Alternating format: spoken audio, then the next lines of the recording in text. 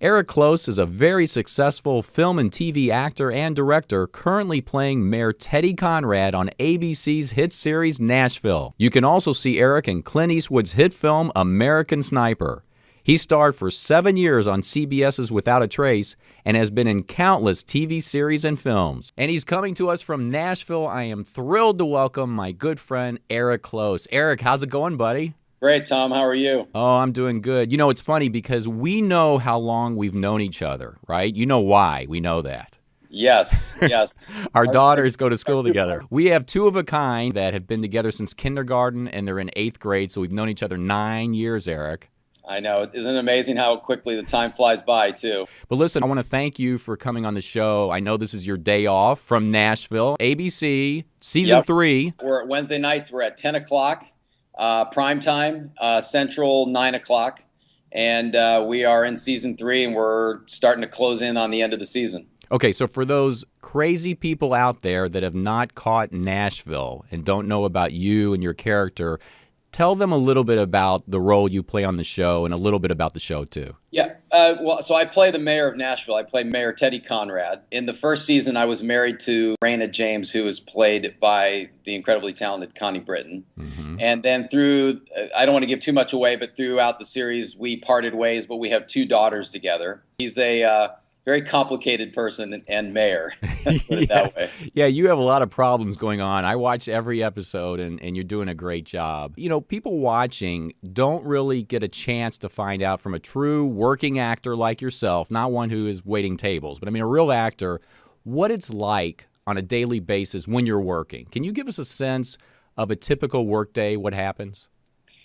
Well, you know, for me, I think one thing that people don't realize often, unless they come and hang out on a set for a while, they don't realize how much time you spend putting a scene together. You know, you're watching, let's say, 42 minutes on a primetime network show. Every day we shoot approximately anywhere from 12 to 15 hours, and that equates to about 8 minutes of screen time. So there is a lot of time and effort and a large group of people, you know, anywhere from 200 to 300 people working all day long to, you know, make eight minutes of television time. So that's one thing I would say. And the other thing I would say, I have an absolute blast. I look forward to going to work. I love my job. It's different every day. I'm working with a great group of people, a very eclectic group of people, and that makes it a lot of fun. You're married, or kind of were married to Connie Britton. I actually took her away to the Looney Tune place on American Horror Story. So we have a little bit in connection there. She's a very sweet woman. Yeah, great lady. She's incredibly sweet, you know, and we're both fortunate to have worked with her, and I'm hoping that the show runs for a while and I get to continue to work with her. Absolutely. Now you also direct, and I know you directed episodes for Nashville and also Without a Trace. What's that like, and how does that compare to the acting for you? Well, in my case, directing, I also was acting in the episode. So kind of a mini version of what Clint Eastwood would do. You know, his on a much grander scale. But as a director, really what you're doing is you're expressing your vision on that script. You're taking what the writers have created and their vision, and then you bring your ideas to it. And then you sort of tell everybody, hey, this is what I'm thinking of doing, whether it's the actors, the crew, whoever. And it's so much fun to watch everybody come together to make that vision happen. And there's no issues with an actor that you're typically acting with, and quite often actors don't like to get notes from fellow actors, you know, directorial notes. And now you're directing them, and you I assume are giving them directorial notes. No issues there? No, I mean tell the truth, Eric. The biggest diva probably is myself. I don't like giving myself notes because I really, you know, we kind of go back and forth at each other. I don't know if you recall when you first came on my radar, because I had this conversation with you early on. Do you remember what show it was that I told you I first discovered you when I first knew who Eric Close is? Dark Skies? No. What it was is I had just moved to L.A., you know, was trying to be an actor, and I turn on this show, and it's like, oh, my gosh, this guy is doing a part that I would love to do. I want to be him. And it was the show Now and Again, right? Yes. John Goodman got hit by, a subway car or something, and you were the perfect specimen guy, like the Bionic Man type of thing. Yeah, they put John Goodman's brain in my body, and I was a $3 billion man built by the government. You were really cut too. I mean, right? Were you in Yeah, great shape? I was ripped up. It sort of depresses me because I look at those pictures sometimes and go, oh, I got to get back there. How am I going to do it? I'm getting older. Well, I've got the picture on the screen right now when you were ripped, so you can relive it when you watch this. For a second, let's talk about Without a Trace, because you did 7 seasons. I mean, this is a guy that has gone from series to series. What was that experience like? It was definitely a big game changer as far as a career goes. I went from a lot of one season on a show and then one and out. And when that show took off, it was just kind of the perfect storm, and in a good way.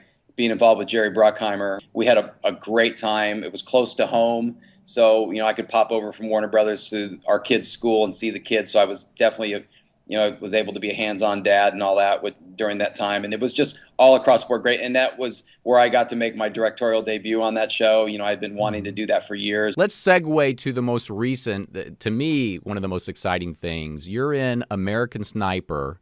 Worked with Clint Eastwood, Bradley Cooper. What was that like?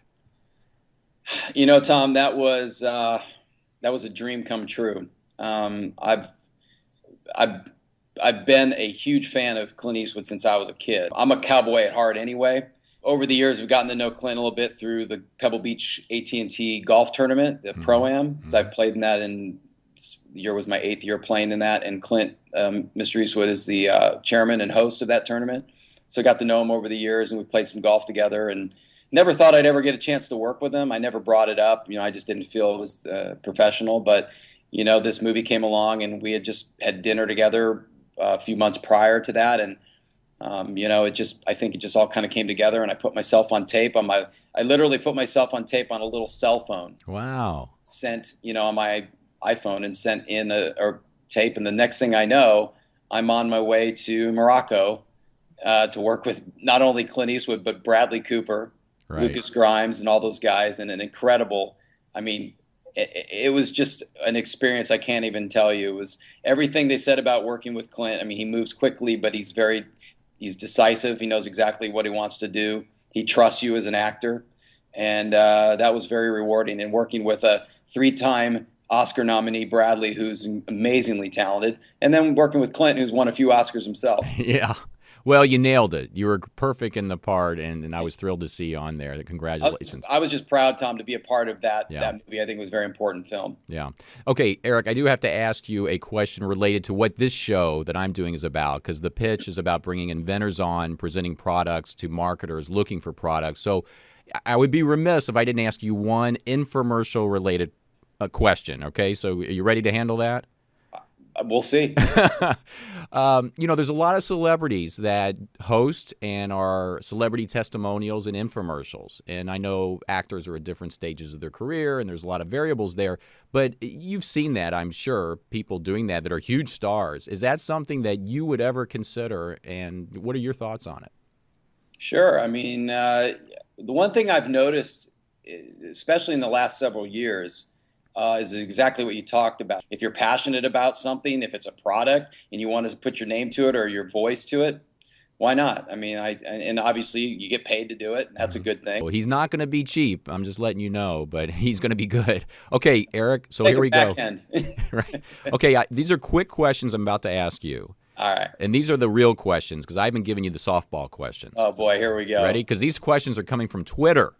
Okay, you ready for this? Yeah. These are not from me, Eric. These are from Twitter. All right. All right. So here's one they're asking.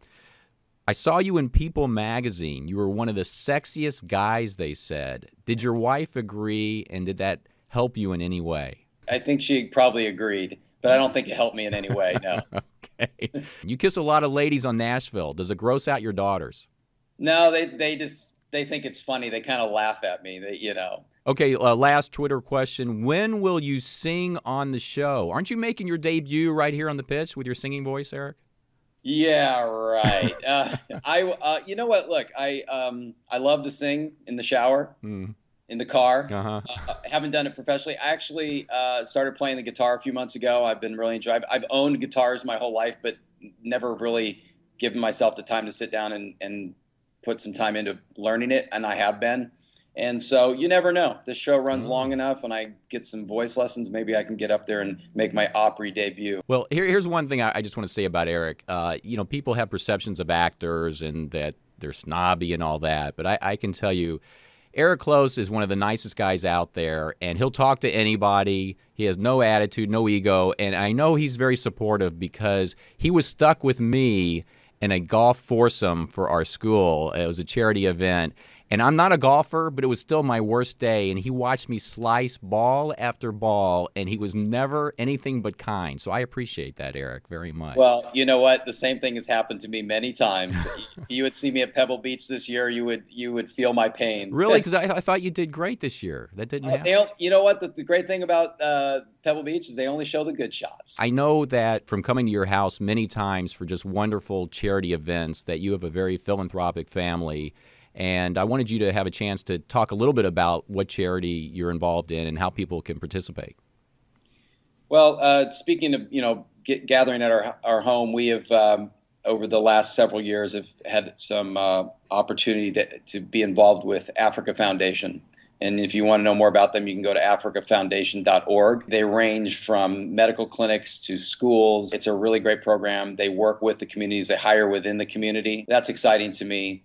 Giving people an opportunity. It's helping them, helping kids out with, health issues. People get fresh water across the board. It's a great organization. I'm proud to be a part of it. And I have to say, it's not just Carrie and I, it's all of our friends, including you, and Claudia and everybody who have supported us. I mean, we're philanthropic, but I think everybody who's been involved, all of our friends are philanthropic too. And we all come together. And again, it's that group effort to make these kind of things happen. Well, thank you for that. Yeah, you're a great family. You've done a great job, and I wish you continued success. And I really do appreciate you taking time out to talk with me here. This is a lot of fun.